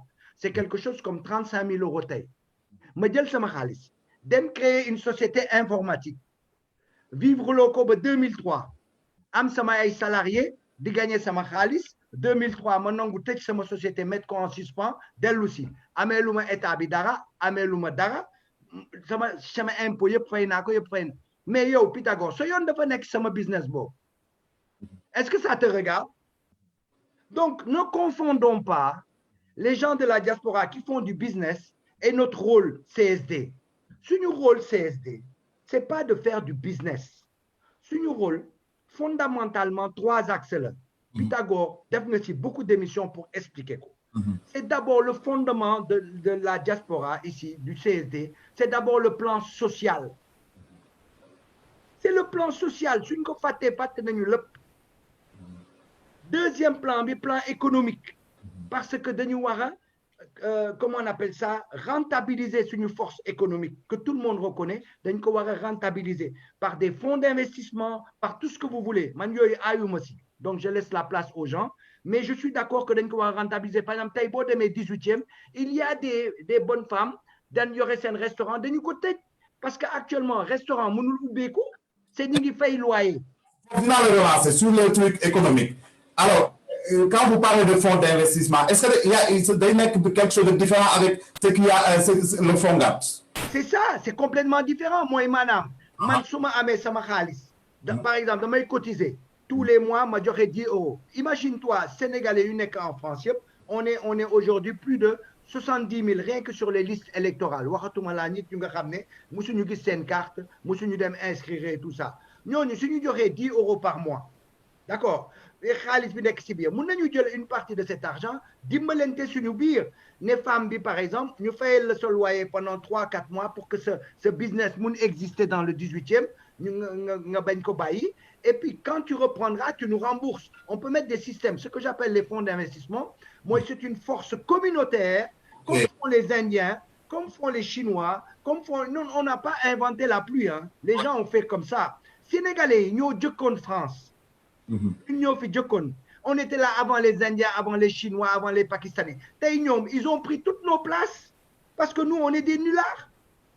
On ne sait pas être communautaire. Le Sénégalais, mais du communautaire. Mon bout problème. Entre nous, on n'est pas solidaire au plan économique. On est solidaire si mais on n'est pas solidaire au plan économique. C'est pour ça toutes nos places que nous avons conquises en France, on était là avant tout le monde. On est en train de les perdre. Et l'État ne fait rien pour nous aider. Donc, premier point, je suis d'accord. Bon, peut-être que j'ai faux, hein. Peut-être que j'ai faux. Mais d'accord, on va soutenir Aïkong. D'ailleurs, ils m'ont invité à Senbir, ils m'ont dit, ils n'ont même pas accepté le débat contradictoire. Ils m'ont dit. Il y a un règlement de compte ou bien c'est pas un règlement de compte? Non, du règlement de compte. Mais non, ils m'ont invité. Vous êtes des 4 Sénégalais. Il y a des Sénégalais, la majorité, talounulen. C'était des copains des gens du gouvernement. On leur a ouvert les portes. Parce que tout gouvernement, le rôle du gouvernement, c'est de capter l'argent de la diaspora. Nous, comme nous, mais faïdalul sur une vie, faïdalul sur un problème. Ce qui l'intéresse, c'est récupérer notre argent. Mandit pour ramener, ça m'a khalis rek ko intéressé. Mais ça me dund, nous me vivre, ça me problème, ça ne l'intéresse pas. Mais man, du jël ça m'a khalis.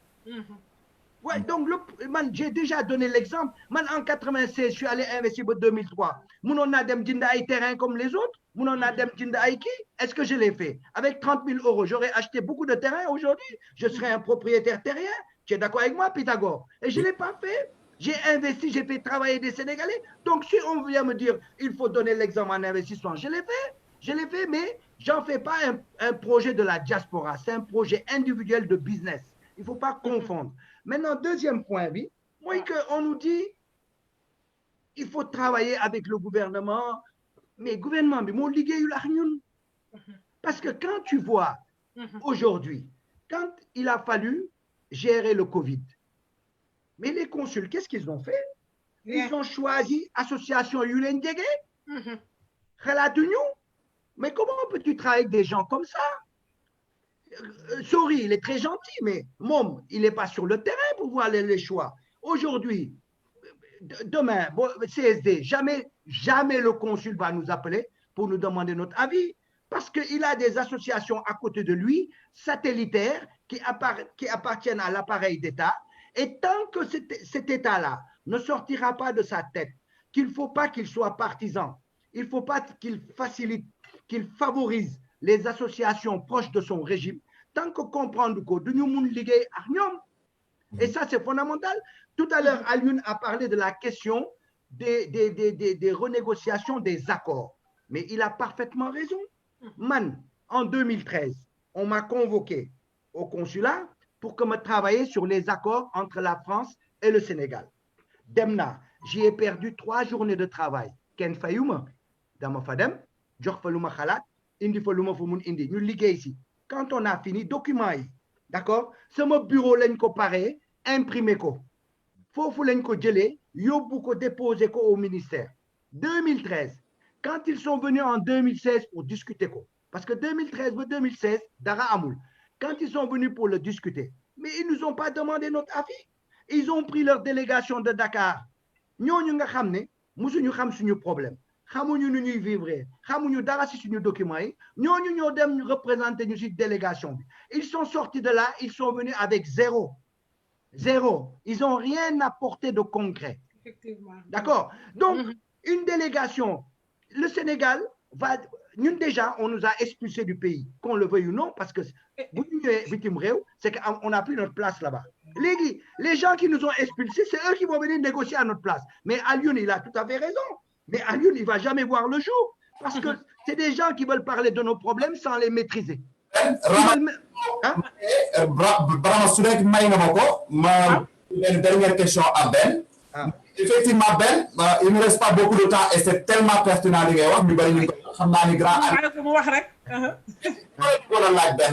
C'est-à-dire, là, depuis tout à l'heure, effectivement, il étaler les responsabilités des gouvernants ou bien du gouvernement sénégalais.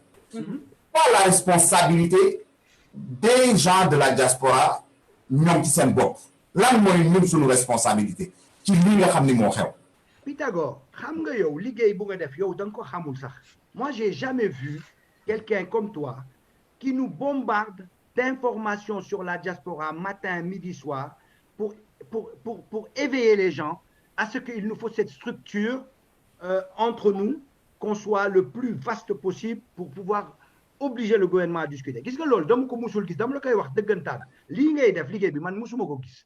Maintenant, la question, c'est que chaque pays, on doit avoir un cadre représentatif de la diaspora. Ça veut dire wa France dañu war a xeex avec les 300 ou 400 associations yu existent, faire en sorte que ñu am ay représentants, une structure représentative de toutes ces associations-là, imposée au niveau de nos représentants du Sénégal dans les pays respectifs. Moi, madame, structure bobu, il faut que nous imposions pour que le consul nous rencontre, nous discuter. Ce n'est même pas, comme le dit Sori Kaba, une rencontre tous les ans, c'est une rencontre perpétuelle. Mais pour que Moumoun Am, il faut que le CSD soit fort. Parce que si le CSD est fort, il doit amener l'association et comprendre que CSD n'est que ce moteur-là. Et si chaque pays a son représentant, pays à un moment donné se rencontreront pour dire on va créer une structure unique au Sénégal de la diaspora. Et c'est là qu'on aura notre maison de la diaspora qui parlera de nos problèmes par nous-mêmes. Ça veut dire que nous, ces structures dans chaque pays, nous sommes Sénégal pour dire c'est nous qui parlerons de nos problèmes et non pas quelqu'un qu'on va nous imposer de Pikine, de Guédiawaye, de Rufisque, etc. Donc, la question aujourd'hui, le consul, fallait ou nous demain. Regardez un peu comment les consulats sont faits. Je ne suis pas en train de faire de la politique. Hein. Les consulats sont organisés par les gens d'un seul parti politique. Les fonctionnaires sont les gens d'un seul parti politique. Ils viennent de du même créneau. S'il y avait une ouverture, comme Macky Sall le dit, pourquoi aujourd'hui, quand il y a un problème du Covid, pourquoi ils n'invitent pas des gens de la diaspora qui sont ouverts à discuter? Parce que en 2013, Demna a discuté, 2014, Demna a discuté, 2015, Demna a discuté. J'ai montré que malgré que je ne suis pas d'accord avec ce régime, quand il s'agit de la diaspora, je mets mes positions politiques de l'autre côté. Mais quand il s'agit de récupérer de l'argent, de distribuer de l'argent à la communauté, ils en font une affaire politicienne. Donc, ça veut dire que diaspora, le CSD, doit se battre pour se faire reconnaître. Et vous le voyez très bien, sur nous collectif pour le retour de nos corps. Si on n'avait pas réussi à gagner la bataille communicative, de communication, sinon on n'avait pas réussi à gagner la bataille de mobilisation, mais Macky Sall n'aurait pas reculé. waaw Ben waaw monsieur Ben moom vraiment macha allah kontaan nañu lool ci li wax du leer ji nañ tey moom tàng nga lool nag tey moom gën a nga lébu yi tey moom lébu yi ñëw na dëgg waaye nag gara Alioune maa ngi ci war a yokku Alioune moom itam dafa naa ni Ablaye xam-xamam dafa naa Ablaye tey moom lébu yi ñëw nañu tey lébu xoraat génn nañu bon gara Alioune kon ñu doxal na 10 minutes rek moomu desee li des ci émission bariwul waaw ok bon sur cette question là sur cette ci l'histoire wax vraiment ci li Ben wax bon man sur cette question là effectivement man kenn yow xam nga ko bu baax ndax nekk nga donc man je disais man sur cette question là surtout par rapport à Kongat man gëwuma philosophie Kongat man je crois que ni la question d'un fonds d'épargne et d'investissement c'est-à-dire comment drainer l'épargne des immigrés pour la canaliser vers des investissements productifs maanaam ñu fexe ba jot ci épargne immigré li ñuy denc jël ko dugal ko ci ay investissement yoo xam ni danañ mun a def ay jumtuwaay pour liggéey man loolu laa gëm mais kooku benn approche communautaire la c'est pas une approche boo xam ne bii da ngay dem rek pour am yow en tant que personne nga gagner de l'argent mais communauté bi moom may gagner de l'argent léegi nag kooku c'est une benn xalaat boo xam ne am lu ju bëri loo xam ne war nañ ko càmbar discuter ci question bi ñu ko jëkkee discuter c'était en 1999 bi ñu tegee le Conseil supérieur des Sénégalais de l'extérieur bi ñu ko fa tegee dañ doon wax la banque des immigrés man je faisais partie du groupe bi nga xam ne dama ne gaa ñi bu ñu fi tegee tey une banque des immigrés on sera ñun ak banque yi fi nekk benn la ñuy doon taux ñuy appliqué la ñuy ko appliqué parce que fii banque benn moomuloo sa bopp daay directive bu banque centrale ngay topp te ñun ak ñii duñu changé mais am nañ possibilité teg un fonds d'épargne et d'investissement boo xam ne bii xaalis boobu bu ñu ko dajalee du jaar sax ci loxo nit day dem rek ñu loger ko ci ay institution financière après conseil d'administration bi ak commission scientifique yi ñoom ñooy décider kan la ñuy jàppale naka lañ lay jàppale naka la ñuy piloter pour immigration projet bi ba mu sotti kooku je pense aussi kooku tamit discussion boobu day am benn discussion spécifique wala benn groupe de travail buy dem liggéey ko pour restituer affaire yi léegi nag sur la question même sur le ci lancé boobu aujourd'hui la question au fonds de pension yi pourquoi pas que FSD am créer son propre fonds de pension boo xam ni day nekk pension complémentaire ñi nga xam ni seen retraite du leen permettre ñu dund décemment day xam que tamit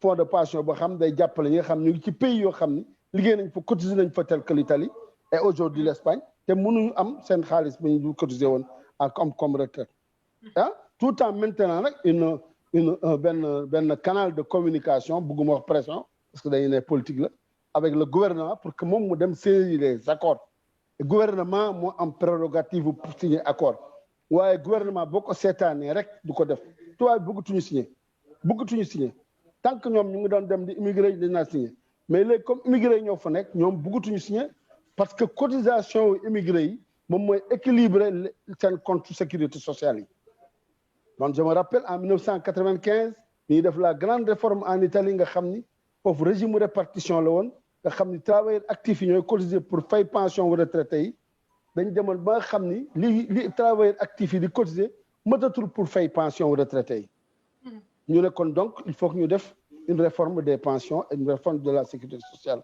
ci loolu la ñu pratiquement daggee droit wu immigré yi ci la ñu gisee que ni immigré yi ñoom ñëpp ay jeunes lañ àgguñ ci seen pension et que tey jii presque 30% du système de la pension en Italie mu ngi nekk ci épaule immigré yi mais kooku boog une fois nga xam ko da ngay am force de négociation da ngay dem négocier ji parce que tamit li nga jot a cotiser kenn moomu ko li ñu koy wooyee dans le jargon syndical ñu ngi koy wooyee le salaire différé da nga ko cotiser tey mais da ngay xaar ci kanam ak kanam ci ay at ci kanam ñu mun la ko delloo salaire différé la maanaam sa benn partie salaire la bu ñu dompat ci yow ne la kat dañ koy denc boo demee ba màgget ñu la koy jox kon yaa ko moom bu ñu kenn damm dañuy wax ay loi ay règlement wu autre xeex la c'est le salaire différé dañ ko dagg ci yow pour nga parce que régime répartition ñaari régime ñoom am ci monde bi répartition ak capitalisation bu doon États-Unis la dañ leen ne lii nga fi jotoon cotiser léegi dañ la koy delloo di joxaat intérêt bu jeexee jeex na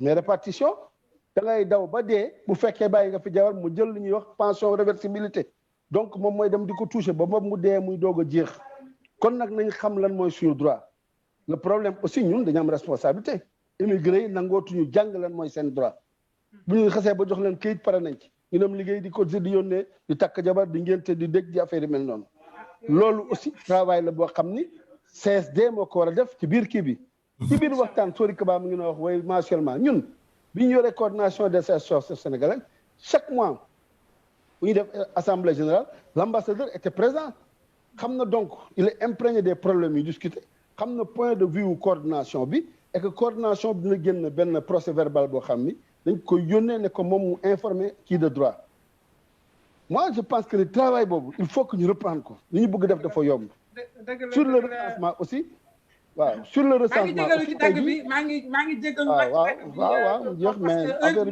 moo ñu tënk heure moo ñu tënk dañu waxoon rek une heure et demie vraiment xam naa doyul dina ñëwaat Ablaye xam naa ni waxtaan bi foofu yaatal ko parce que li ñu war a laaj bari na li ñu war a wax bari na waay tënk lool xam nga rek te li fi lépp lu wax moom kenn mënatu koo waxati kon xanaa rek li ci nag bi xaju ci li ci nag bi xaju ci cin bi mi ngi rafetlu débat bi parce que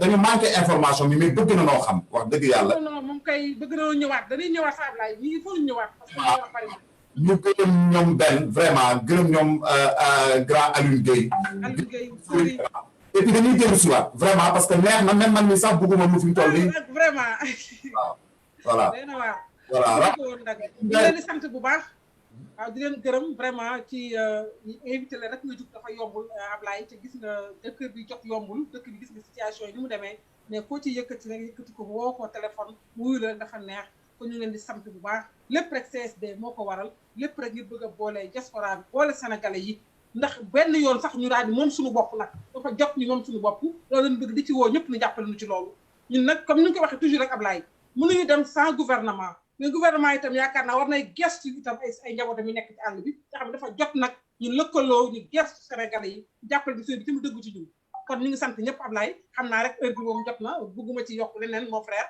waaye ma la gisee rek nga tegu ci yow tam di la remercier vraiment taxawaay bi rafet na vraiment liggéey bi am na solo équipe comme am na solo liggéey bi am na solo loolu nga nekk ci bopp bi te yàqoo ci dara yaa doon ci yàlla defal gën a defal jàmm ba prochaine samedi la ñu ne beneen invité xam naa benn moom il faut mu ñëwaat benn mënut a ñàkk Ablaye benn mënut a ñàkk de. macha allah Rama damaa kontaan bu baax a baax tey ci débat bi ak ci niveau bi nga xam ni. ci dugg nañ débat bi. may wax ni am nga gis-gis yow mi nga xam ne yaa dajale ñi ñëpp yow Rama boole leen fii macha allah kenn demul nga.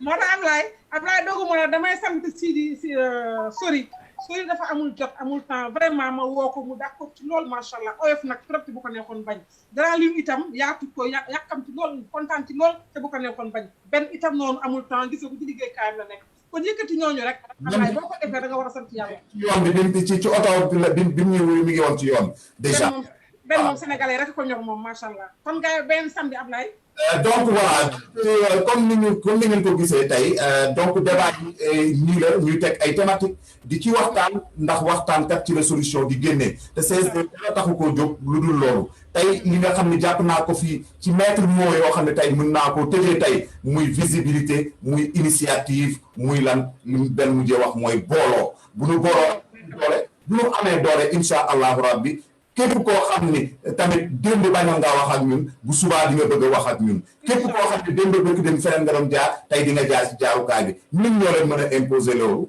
ñun ñoom te nan lañ ko mën a defee mooy ñu dajaloo donc Rama ñu ngi lay gërëm bu baax a baax di la sant ci sa émission bu yanji bu am solo bi macha allah et puis di gërëm ñëpp ñi ngi doon suivre ci internet bi ak fépp ak leen wax ni ñëw leen rejoindre le CSD lii daal mooy tax a jóg suñu mébét lépp mooy taxawu diaspora bi ànd ak ñoom ndax ñun kat ñooñuy diaspora bi lañu CSD nag ñëpp a ko bokk du leen ni kenn lépp ñëpp la donc lu ne ku ne ma nga ca donc ni ñëw Ablaye bala ngay bàyyi ma remercier suñu sœurs yi suñu sisters yi ñoom Marie Jeanne ñoom ñëpp ñu ngi ci biir ñoom Ablaye Pat ñoom Ablaye Bilal ñoom ñëpp ñu ngi ci commentaire yi ñoom Arab ñoom ñëpp macha allah suñu jigéenu CSD Ablaye daal vraiment affaire bi yow nag moom da lay bàyyi rek bàyyi la présidente docteur Dieye Cissé macha allah docteur Dieye madame la présidente vraiment Maysa moom daal moom Ablaye moom mu ngi noonu mais di remercier toutes les coordinations CSD des 34 pays di pays macha allah. la ko tàmbalee ca Brésil ba ca Afrique ba ca Grèce Luxembourg. macha allah. exactement. kenn fépp fu CSD nekk ñu ngi leen di jaajëfal bu baax a baax. Nigéria. ñu tamit CSD nañu jël contact ak suñu page Facebook di gis numéro buñ ca wootee danañ leen teg ci yoon ba nga xam ni dëkk ba nu nekk ñu boole leen ña fa nekk ci CSD te lépp lu ñu bëgg a xam ci CSD rek incha allah rabbi ñu xamal leen ko ñu ñëw fekk suñu dooleel ñu ndax mbooloo mooy doole ñu ngi leen di leen ñaan incha allah rabbi fanaanum jàmm ba samedi prochain incha allah rabbi ci beneen numéro ak ci même invité yu wala yeneen invité ci yeneen thème yu ama am solo jërë ngeen jëf. jërëjëf ciao ciao. jërëjëf Ben merci. ciao ciao. merci. Au revoir.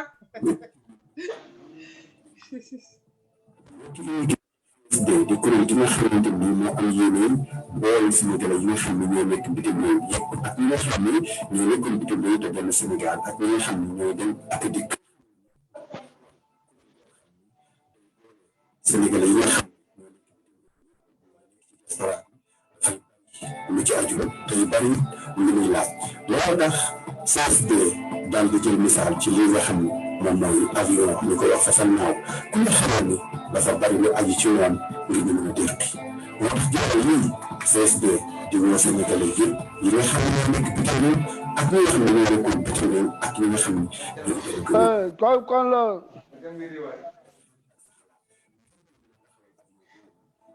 Sénégalais yëpp dañ ci mën a dugg ci dafa nga xamante ni moom moo leen di jëriñ bu avion bi taxawee nag mu daal di defar yi nga xam ne mooy météo bi nga xam ne mooy tax ñu déqi ngir yóbbaale Sénégalais yi nga xam ne ñoo nekk ci diaspora bi ba kenn def ginnaaw ñëpp lañ ko dugal ci biir ngir ñu mën a jëm foo xam ne dina la jëriñ daa fasal naaw mooy li nga xam ne mooy yóbbu mooy dëkkat yi ak di leen indi kon jox ci wàllu message dafay am solo lool moo tax loolu yëpp ngir ñu mën a taxawal fasal naaw gi nga xamante ni moom mooy CSD ngir bu daal loolu fa nga xamante ni moom mooy fa muy jëriñ ñun ñëpp ndax loolu kuy la muy jëriñ yaay toogal sa bopp xalaatakul sa bopp taxawalal ko sa bopp ndax loo xam-xam nga dem nga dem ñu gën la xam boppam loolu ñu jëriñ ñoo xam suñu jafe-jafe ñu ngi affaire suñu bopp moo tax si diwoo immigré yëpp ngir ñu mën a taxawal façon naaw gi ngir la ñu yëndu ci fa nga xamante ni suñu njëriñ rek lay doon ngir ñu mën a jëriñ suñu bopp waaye jëriñ Sénégal bi nga xamante ni foofu lañ jógee loolu immigré ñu nga xam suñu jafe-jafe ñoo ci mën a indi ay saafara ñoo ci mën a indi suñuy xalaat ak suñu gis-gis ak it suñu taxawaay moo tax ñun ñëpp nañu booloo ci CSD ngir yëkkatandoo booleloo indi suñuy xel ak ci suñuy xalaat ngir lii di fasal naaw bi mën a dénk yóbbu fa ñu bëgg askan wi la koy jëriñ moo koy xalaatal boppam taxawalal ko it boppam